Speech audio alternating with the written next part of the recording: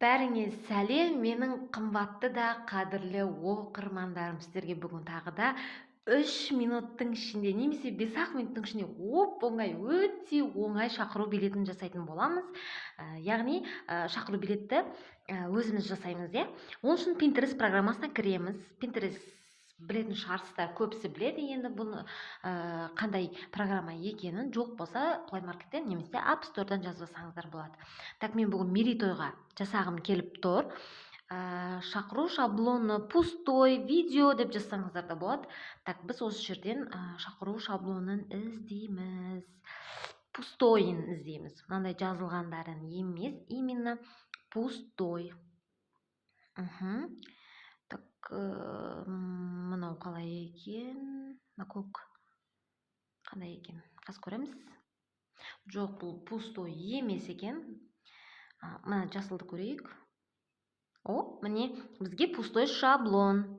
Осыны копировать етіп аламыз. Мына жерде 3 нүктені басамыз астындағы. Копировать ссылку. Соны және біз Telegram каналымызға кіреміз. Міне Save as bot скачать деген тұрыпты. Соны ссылкамызды жіберсек, ол бізге дайын видеоны жібереді. Яғни жаңағы біз ссылкасын алған видео. Бұл сразу бізде галереяға сақталады. Енді біз оны InShot деген менің сүйікті программамен жасаймыз. Новый видеоны басамыз. Жаңағы соңғы сақталған видеомызға кіреміз. Мінекей, дайын шаблончик. Енді біз, видеоны қазір кішкене тездестіремін. Чтобы жазып жатқан уақыт ұзақ уақытты алмасыншы деп. Тексті басып, осындай мерейтойдың әдемілеп букваларын қойғаныңыз, түстерін қойсаңыздар болады. Өте оңай, өте жеңіл. Прям оқымаған адамның өзі қарап кіріп алсаңыздар, автоматом түрде түсінесіздер. Мына жерде міне аттың қалай жазылуы, шыққан кезде қалай оқылуы, соның бәрі шығады. Оңай, өте оңай программа мен үшін. Мерейтой 70 жас деп жазамыз, е. Давайте мен 70 жасты жоғарысына астына мерейтойды қояйын да. Мына қараңыздар. Қазір 70 жас мерейтой әдемілеп қойып қоямыз. Кішкене жөндеу керек сияқты. Өзіңіз қалаған шрифт қойсаңыздар болады. Мен бәрін бірдей шрифтпен қойдым. Так, екінші бетке өтеміз. Екінші бетте осындай жерге мен давайте сурет қоямыз. Мына жерге PIP деген бассақ, қандай фото қойсам екен? Мына жерде бір әйелдің суреті бар екен, мен қоя салайын да. Давайте осы жерде маска деген бассақ, осындай түрлері шығады. Мен осы домалақ түрін ұнатып тұрмын. Ыңғайлап, жиектерін әдемі, ақ, қызыл түсті фондарға да қойсаңыздар болады, өздеріңіздің қалауларыңыз бойынша. Осындай мен білмес өлген адамның суреті сияқты болды. Негізі үлкен апалардың, аталардың суретін жібереді, қойсаңыздар өте әдемі, ерекше көрінеді негізі. Так, ары қарай біз құрметті қонақтар, кәдімгі өзіміздің жазатын шақыру сөздерімізді жазамыз. Өздеріңіздің қалауларыңызша, сіз еркек адамға жасайсыз, может өзіңіздің ағаңыз жасап жатсыз ба, мен білмеймін, аяулы анамыз деп жасап жатырмын. Қандай болатынын білмеймін, мен өзім просто для себя жазып жатырмын. Мен бұл ешкімге жасап жатқан жоқпын, сіздерге көрсету үшін ғана жасап жатырмын. Осылай. Міне, құрметті кішірейтеміз, чтобы көріну үшін. Сіздерді аяулы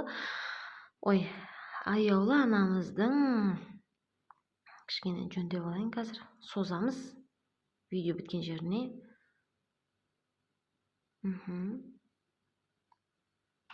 Міне, 70 жас мерейтой, құрметті қонақтар, сізді аяулы анамыз шақырамыз. Енді дәл тағы да текстті басамыз. Той салтанаты, яғни болатын күні мен уақытын жазамыз. Бұл жерге календар жасасаңыздар да болады. Оны мен, по-моему, сіздерге көрсетпедім. Келесі жолы календарды осы шақыруға қалай жасаймыз, соны көрсетейін. Ұмытып кетпесем әрине. Мына жерге той салтанатының уақытын белгілеп жатырмыз. Кішкене арасын ашып қойған дұрыс сияқты. Өздеріңіздің қалауларыңыз бойынша уақытын, күнін жазасыздар.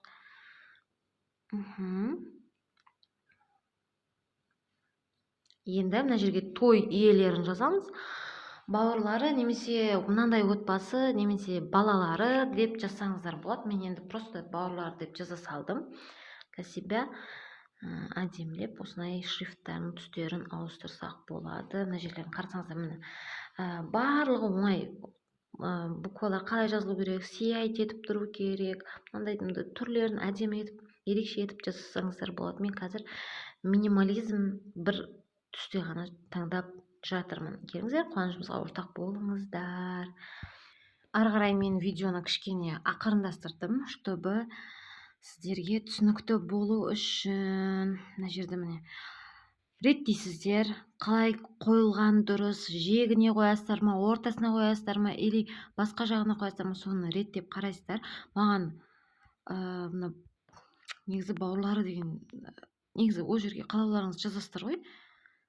Ана кейде балалары деп жазады. Мен бауырларын просто қоя салдым, айтқанымдай для себя қоя салдым. Ортаға қойған дұрыс сияқты, мне кажется. Міне біздің видеомыз почти что дайын. Кәні енді көретін боламыз. Бірінші айтқандай музыка таңдауымыз керек екен ғой. Музыкаға кіріп, менде Құдайдың музыкалары бар, қайсысын? Жоқ, бұл емес қазір.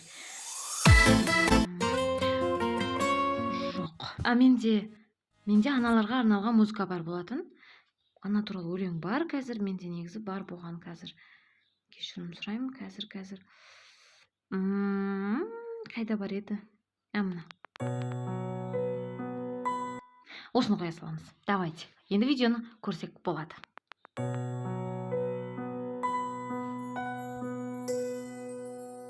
Мама, жанарың қандай сенің жып-жылы. Мама, көзіңе малынғандай күн нұры. Мама, жанымның мәңгі солмас бір гүлі. Мама. Міне достар, осындай жеңіл әрі тез дайындалатын тойға шақыру осымен бітті. Біз ары қарай скачать етіп аламыз. Мына жерде экспортты бассақ, осындай кішкене реклама шығады.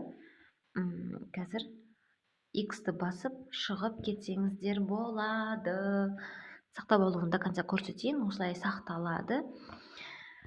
Галереяңызға сақталады.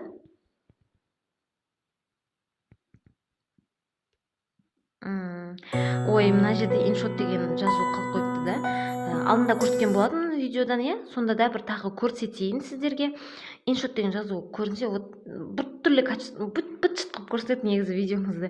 Осылай бесплатно снять етіп бастайсыз да, экранға видеоролик шығады, реклама шығады, яғни сол рекламаны до конца көресіздер. X етіп алып тастайсыздар. Міне видеоңыз дайын.